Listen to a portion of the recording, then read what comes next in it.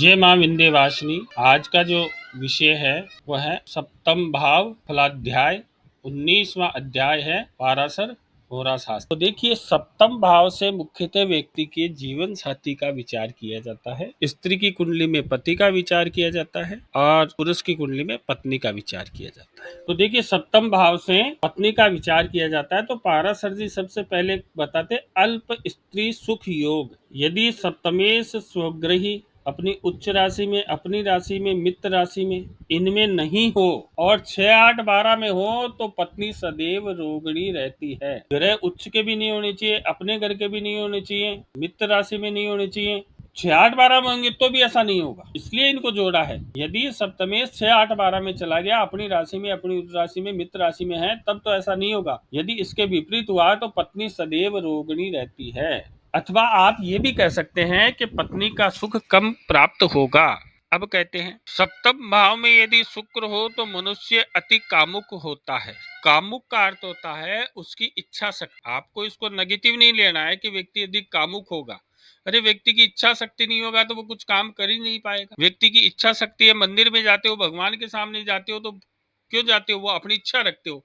कोई व्यक्ति जैसे कोई बाढ़ बढ़ा लेता है कि मेरी ये कामना पूरी हो जाएगी, तो उस प्रकार से वो एक आस्था होती, इच्छा, पॉजिटिव इच्छा जाएगी, नेगेटिव इच्छा जाएगी। कोई कुंडली विश्लेषण है, लेकिन आप नेगेटिव नहीं कर सकते। तो सप्तम भाव में यदि शुक्र हो तो मनुष्य अति कामुक होता है। अब ये कहते हैं यदि शुक्र कहीं भी पाप युक्त या पाप दृष्ट होकर बैठे, शुभ ग्रहों का प्रभाव नहीं हो, अपनी राशि में नहीं हो, अपनी उच्च राशि में नहीं हो, अपनी मित्र की राशि में नहीं हो, उस स्त्री की मृत्यु होती है। क्योंकि देखिए, शुक्र देव के साथ कोई दूसरा ग्रह नहीं होना चाहिए, तभी ये फलादेश अधिक फिट बैठेगा। दूसरा ग्रह का प्रभाव, क्योंकि सप्तम भाव के कारक भी है शुक्र देव, तो कारक अकेले बैठते हैं तो उस भाव को प्रभावित करते हैं, क्योंकि व्यक्ति को अति कामुक बनाते हैं। यदि कोई कारक वहां बैठेगा तो उसकी अति कर देगा, उसके फल की अति कर देगा। इसके कारण ही तो नुकसान होता है। अरे, किसी को ज्यादा स्वतंत्रता दे दी जाए तो वो स्वच्छंद हो जाएगा, उसके जो मन में आएगी वही करेगा, तो सामाजिक नियमों का पालन नहीं होगा। तो इसलिए इनको अच्छा नहीं माना गया, अति कामुकता अच्छी नहीं मानी। अब आगे चर्चा करते हैं स्त्री सुख योग। स्त्री का सुख कैसे मिलेगा? यदि सप्तमेश अपनी राशि में, अपनी उच्च राशि में, अपनी मित्र राशि में, तो उस जातक को स्त्री सुख पूर्ण होता है। सप्तमेश यदि बलवान हो, शुभ ग्रहों के साथ युति हो या शुभ ग्रहों से दृष्ट हो, तब भी मनुष्य को पत्नी सुख, संपन्नता, समर्थ, मान सम्मान और धन मिलता है। यदि सप्तमेश नीच राशि में, शत्रु राशि में, सप्तम भाव में किस प्रकार से निर्बल पाप ग्रह हो, पाप दृष्टि हो, तो उसकी पत्नी रोगिणी होती है। और ऐसा भी कह सकते हैं उसकी कई स्त्रियां होती हैं। यदि सप्तमेश मकर, कुंभ, वृष, तुला, मकर, कुंभ, वृष, तुला किनकी राशियां हुई? शनिदेव और शुक्र देव की। यदि सप्तमेश शनिदेव या शुक्र देव की राशि में शुभ ग्रह से दृष्ट हो तो मनुष्य की कई स्त्रियां होती हैं। यदि सप्तमेश अपनी उच्च राशि में हो तो विशेष जातक को फल मिलता है। वो आप देखोगे पॉजिटिव इफेक्ट होगा, नेगेटिव इफेक्ट होगा। जातक की स्त्रियां कैसे होंगी? एक तो उस विवाहित स्त्री होगी, एक अनैतिक संबंध के द्वारा स्त्री होगी, तो वो सब ग्रहों की शुभ पाप ग्रह कौन से ग्रह का प्रभाव है, ये सब विश्लेषण का विषय है। ये सिद्धांत बताया है पराशर जी ने। तो बहु स्त्री से तात्पर्य ये लेंगे कि जहां संभव हो, ग्रहों की स्थिति कैसी है, 1, 2, 3 पत्नियां भी हो सकती। राजा दशरथ जी की 3 पत्नी। फिर भगवान राम ने आदर्श आदर्श प्रस्तुत किया एक पत्नी व्रत का। इसलिए तो भगवान राम को पूजा जाता है, उनके चरित्र के लिए पूजा जाता है कि उनके अनुसार आचरण कीजिए आप। देखिए, बहु स्त्री से तात्पर्य है जहां संभव हो वहां पत्नियां लीजिए, और जहां संभव नहीं हो तो वहां व्यक्ति का स्त्री संबंध समझना चाहिए। अब देखिए, बहु विवाह है, कानून नहीं इजाजत देता इसकी कि आप दूसरा विवाह कीजिए। एक के रहते दूसरा भी, फिर भी समाज में देखा जाता है। ऐसा नहीं होता तो तलाक हो जाता है। बहु स्त्री से तात्पर्य है एक स्त्री को तलाक देते थे, दूसरे से कर लेते, तीसरे से कर लेते, चौथे से कर लेते। समाज में ऐसा देखते हो आप, तो बहु स्त्रियां होती हैं और बहुपति भी होते हैं। अब देखिए, अब वो कह रहा है कि जिस स्त्रियों से जातक का संबंध होगा वो उनका स्वरूप क्या होगा। जैसे बहुभार या योग बताया मैंने, या बहु स्त्री संबंध बताया। इसमें आप देखिए, जो बहुभारिया योग बनाने वाला ग्रह है कौन है? सप्तमेश। सप्तम भाव में बैठा हो, नीच हो, शनि या शुक्र की राशि में हो, सप्तम भाव में बैठा हो सप्तमेश होकर। जैसे मान लीजिए सूर्य देव है, सूर्य देव सप्तमेश होकर सप्तम भाव में बैठे, सूर्य देव अपनी नीच राशि में, सूर्य देव जाकर शुक्र देव या शनि देव की राशि में बैठे हैं, तो जातक का जो संपर्क होगा वो वंध्या स्त्री से होगा।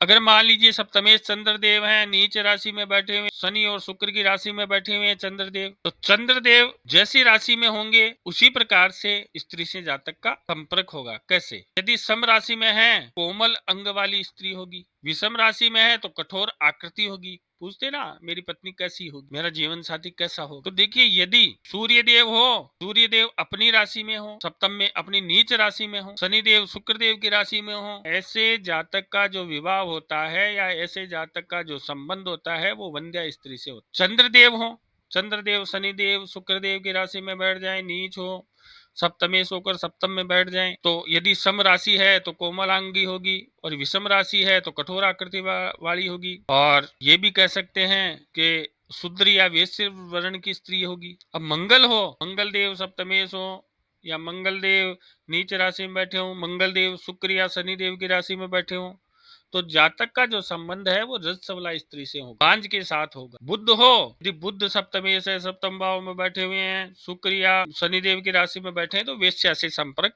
होगा। या कोई जो व्यापार करती होगी उस स्त्री से संपर्क होगा। तो आप ये कुछ संयोग पराशर जी ने बताए हैं।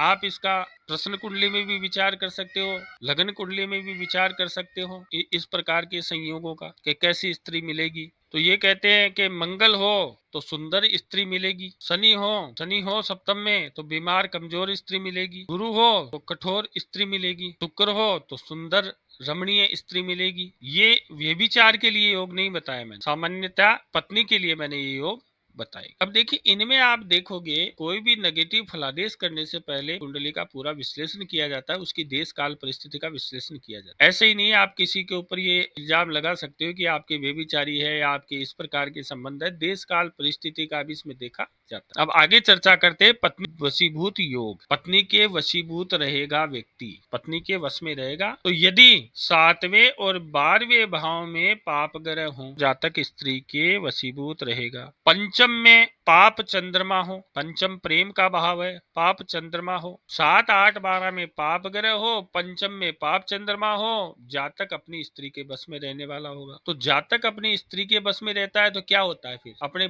भाई बंधुओं से वैर होता है। अब देखिए व्यभिचारिणी स्त्री योग आगे पराशर जी कहते हैं, मैं आपको पहले ही बता देता हूँ, पराशर जी ने कहा है देश काल परिस्थिति लीजिए, किसी के चरित्र पे आप ऐसा कुछ नहीं कह सकते कि जो नेगेटिव है, केवल ये योग है, घटित होते हैं कि नहीं होते हैं, इनका आपको प्रयोग करके ही कहना है। पॉजिटिव तो आप कर सकते हो लेकिन नेगेटिव फलादेश वो कहते हैं ना, एक बेगुनाह को सजा नहीं होनी चाहिए, चाहे 10 गुनहगार छूट जाए। इस प्रकार से यदि सप्तम स्थान में शनि या मंगल हो और वहीं शनि या मंगल के साथ सप्तमेश बैठा हो तो उस मनुष्य की पत्नी पर पुरुष गामिनी होती है। यदि शनि के नवमांश व शनि की राशि में शुक्र हो तथा उसे शनि देखता हो, इस प्रकार का जिसकी कुंडली में योग होता है, चाहे स्त्री हो चाहे पुरुष हो, तो वो व्यभिचारी होता है। तो इसमें जो व्यभिचारी का बताया गया है तो उसमें मंगल शनि और शुक्र इन तीनों का प्रभाव बताया गया है। अब कहते हैं सत चरित्र स्त्री योग, अच्छे चरित्र की स्त्री योग। यदि सप्तमेश अपने उच्च राशि में बैठा हो, सप्तमेश सप्तम में शुभ ग्रहों के साथ बैठा हो, शुभ ग्रहों की दृष्टि हो, सप्तमेश की स्थिति अच्छी हो, सप्तम भाव की स्थिति अच्छी हो,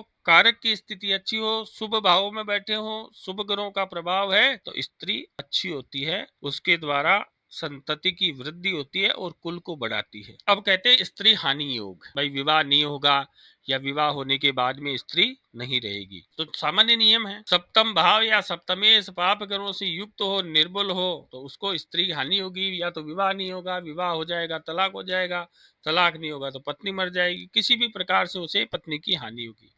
यदि निर्बल सप्तमेश 6, 8, 12 में हो, निर्बल हो, अपनी नीच राशि में हो, 6, 8, 12 में हो, तो उसकी पत्नी, उसका विवाह नहीं होगा या तलाक हो जाएगा या पत्नी की मृत्यु हो जाएगी या पत्नी से दूरी बनी रहेगी। पति कहाँ दूर चला गया, पत्नी घर रहती है, उम्र पूरी ऐसे ही निकल गई है ना, इस प्रकार की परिस्थितियां भी बन सकती है। मोदी जी की कुंडली में है ना सप्तम और द्वादश का संबंध, सप्तम में चंद्रमा हो और सप्तमेश द्वादश भाव में चला गया हो और गुरु निर्बल हो तो स्त्री का सुख नहीं मिलता है। यदि सप्तम में चंद्रमा हो और सप्तमेश 6, 8, 12 में चला गया हो केवल द्वादश के लिए नहीं प्रयोग करोगे आप।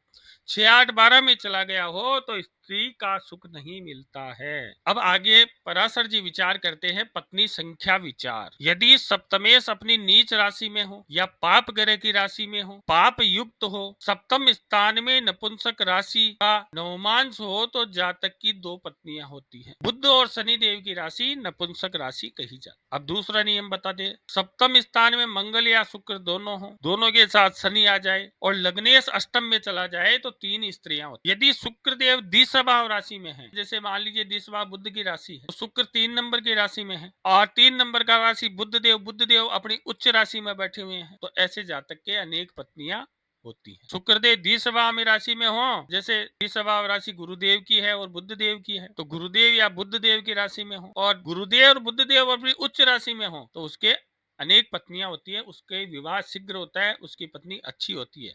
ये भी आप फलादेश कर सकते हो, अनेक पत्नी का नहीं, उससे उस पत्नी का सुख मिलेगा।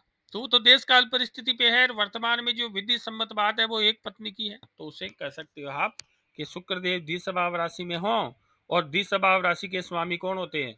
बुध देव, गुरुदेव। और यदि अपनी उच्च राशि में हो तो उसकी पत्नी बहुत अच्छी होगी, अनेक पत्नियां होंगी। अब आगे कहते हैं विवाह के समय का विचार। यदि सप्तमेश शुभ ग्रह की राशि में हो, शुक्र अच्छी स्थिति में हो, अपनी राशि में हो, अपनी उच्च राशि में हो तो उसका विवाह शीघ्र हो जाता है। पाराशर जी तो ये कहते हैं 5वें या 9वें वर्ष में हो जाता है, लेकिन वर्तमान में क्या लेंगे, 20 से 25 वर्ष तक हो जाएगा, क्योंकि 20 वर्ष के बाद में विवाह होता है, तो 20 वर्ष के विवाह को शीघ्र विवाह वर्तमान में माना जाता है। यदि सप्तम स्थान में सूर्य हो और सप्तमेश शुक्र के साथ हो तो उसका विवाह थोड़ा 25 वर्ष के बाद में हो। आगे कहते हैं शुक्र यदि द्वितीय स्थान में हो और सप्तमेश एकादश स्थान में हो तो उसका विवाह भी 25 वर्ष के करीब होगा। ये तो ये बता दे 10 से 16 वर्ष तक होगा। शुक्र केंद्र में हो तथा लग्नेश मकर या कुंभ में हो तो 11 वर्ष में विवाह होता है। तो इस प्रकार से इन्होंने 11 वर्ष, 15 वर्ष, 13 वर्ष इस प्रकार के नियम बताए हैं। तो नियमों का ये है कि यदि भाव, भावेश और कारक, सप्तम भाव का कारक शुक्रदेव सप्तम भाव के स्वामी और सप्तम भाव में बैठे हुए ग्रह, यदि इन पे शुभ प्रभाव होगा तो जल्दी विवाह होगा। जैसे पाप कर्तरी योग हो गया लगन पे, या सप्तम भाव पाप मध्य हो गया, तो आप कह सकते हो कि विवाह में देरी होगी। ये आपको देखना है, विवाह में जल्दी, विवाह का समय लेट होगा या जल्दी होगा, इस प्रकार से आपको इसमें देखना। अब आगे वो बताते हैं स्त्री मृत्यु समय। तो देखिए यदि सप्तमेश नीच राशि में गया हो तथा शुक्र 6, 8, 12 में हो तो 18 या 33 वर्ष में पत्नी से वियोग होता है। देखिए वो तो पहले तो विवाह कहते हैं कि भाई 18 या 33 वर्ष में पत्नी से वियोग होता है, तो 18 या 33 वर्ष बाद में मिलती है वर्तमान में स्थिति देखें। यदि ऐसी स्थिति कुंडली में होगी तो उसका विवाह 30 वर्ष बाद में ही होगा। वो वियोग उसने झेल लिया है। तो देश काल परिस्थिति के अनुसार इन नियमों में भी परिवर्तन हो गए। इस प्रकार के कई नियम बताए हैं, लेकिन आप तो शुभ और पाप प्रभाव देख सकते हो।